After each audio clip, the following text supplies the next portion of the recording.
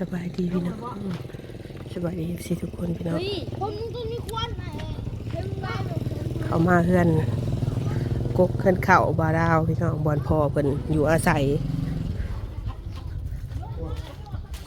จะเข้ามาสวด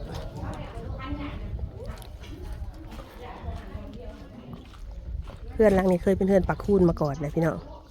นี่นะข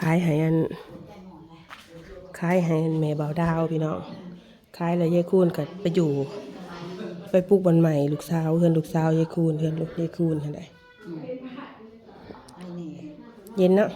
เย็นแหละ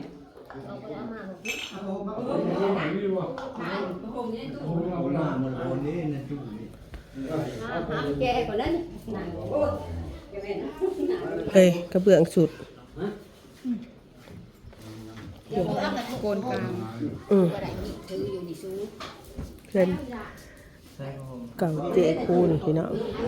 ตะกี้เจคูนเราก็อยู่นี่แหละนี่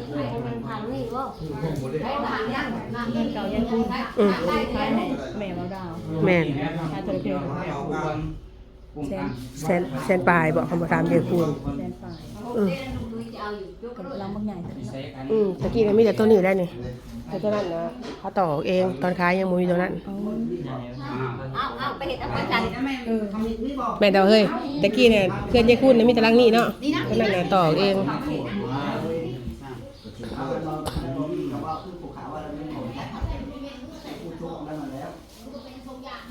ผักเธอของเขาผักสั่นผักมันมุ่นตั้งผักมีใจอันนอกผ้าอีกตั้งคอยเลือกยกมันคอยวันนี้สบายยังเงาเลย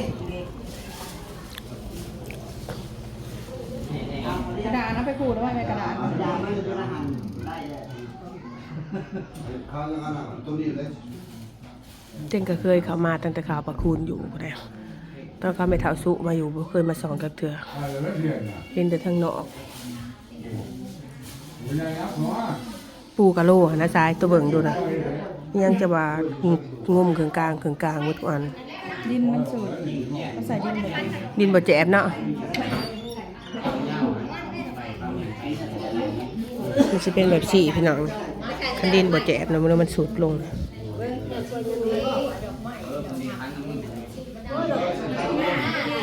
เย็นเนาะบ่ฮ้อนเนาะเย็นสวยๆสางเย็นว่ะพี่น้องเย็นเนาะบ่ฮ้อนนะเย็นสวยๆปกติกันดินมันสิฮ้อนเรือนเฮาน่ะเขาไปจนบ่ได้อันนี้เย็นอันนี้พี่น้องเย็นสวยคืออยู่ในห่มไม้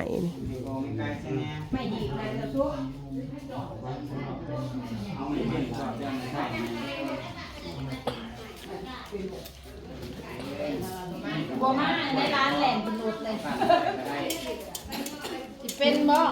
เห็นมาตัดอยู่สร้างเด้อมาตัดปัจจุบันเปลี่ยนสีเห็นละตัดอยู่ยังวะก็คือได้เฮ็ดใหญ่ก็คือได้เฮ็ดใหญ่แล้วแหละน้ำก้นลานเห็นไหมไปกี่ลูกวงแหลกเลย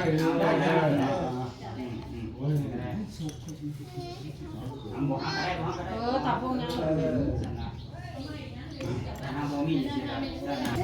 ไปเนี่ยบริจาคหน้าเป็นไรเนาะเป็นยังสิบริจาคท่านบริจาคจะทุกข์กันไม่แน่นะแกนี่ท่านได้ชื่อ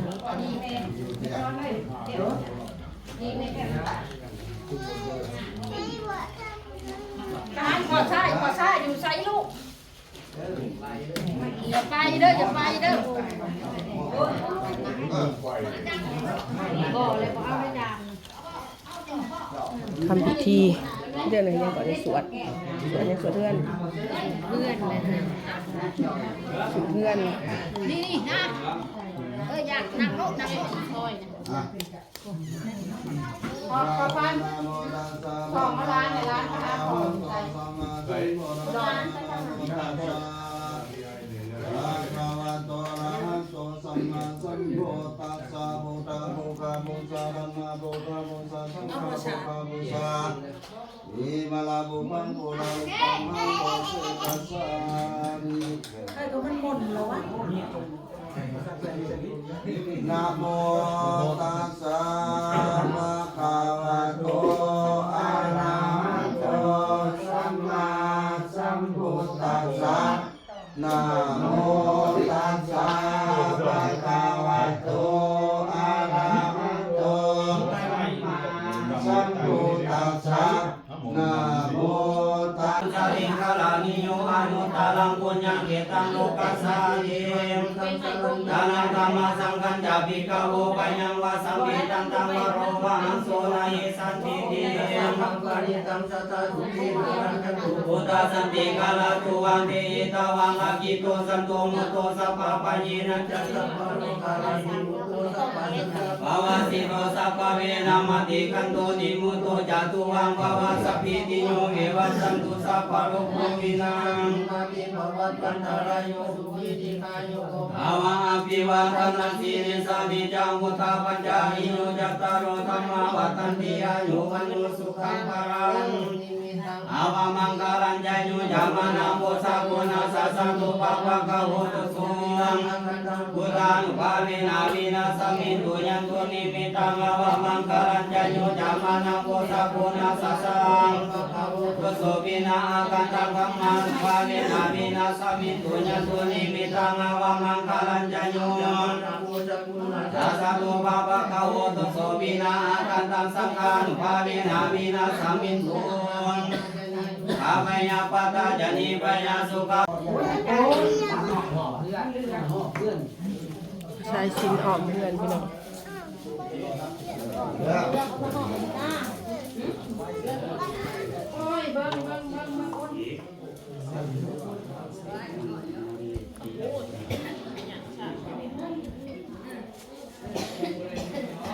น่ากายน่ะ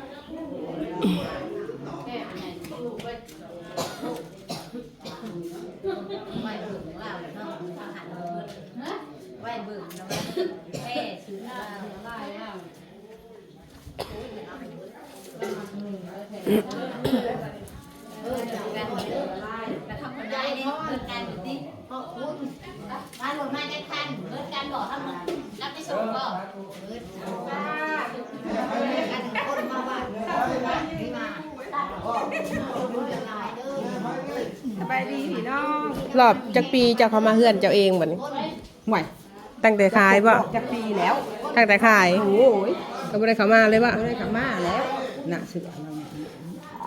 โอ้ยมันก็เก็บบ่เบิดแหละยายคุณไผสิไปเก็บไปจนเบิดจนเสียงเบิดกูโตกันแล้วกระโดดนะ เสือลายเสือละแบบแม่พอดีก่อน แม่เบิร์ดแล้วเป็นเพื่อนเขายังบอกว่ายังบอกเบิร์ด โหลดเราได้นี่เนาะ รถที่ห้าเพื่อนนั่นแหละ ไปบังให้เรา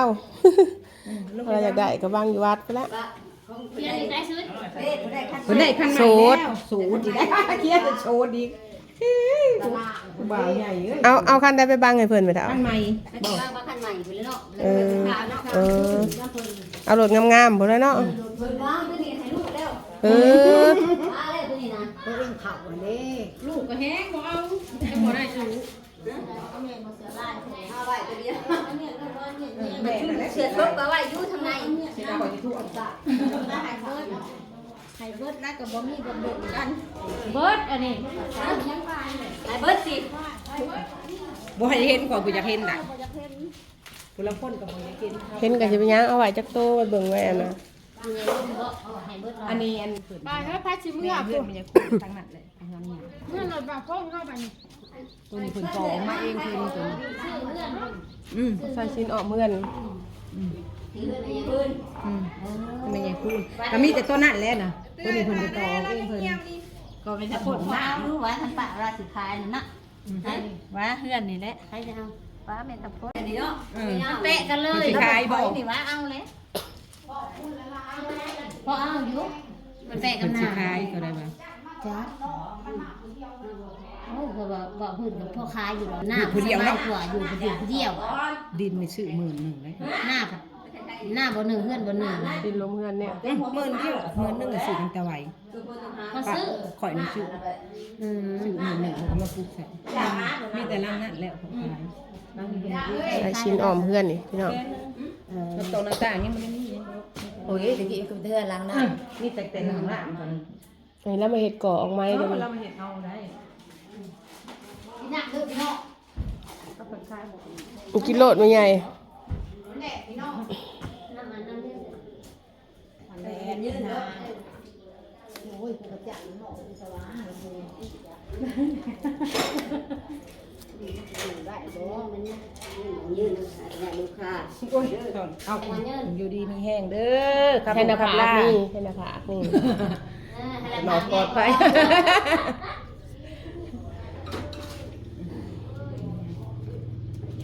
หัวเก่าแล้วกิน หายเบิดทุกสิ่งพันอ หัว ย่าง ไก่มาทัดระบาด พี่น้องเอ้ยหายเบิด เบิด เจ๊คุณกับผมจะใกล้กะตั้งแต่มาเยี่ยมแน่ ไปยังไม่มาจัง เสียงหัวยายคูนกะ ไปแล้วอยู่ดีไม่แห้งก็มันนอนกันเป็นขู่ช้ำๆเพิ่นมือ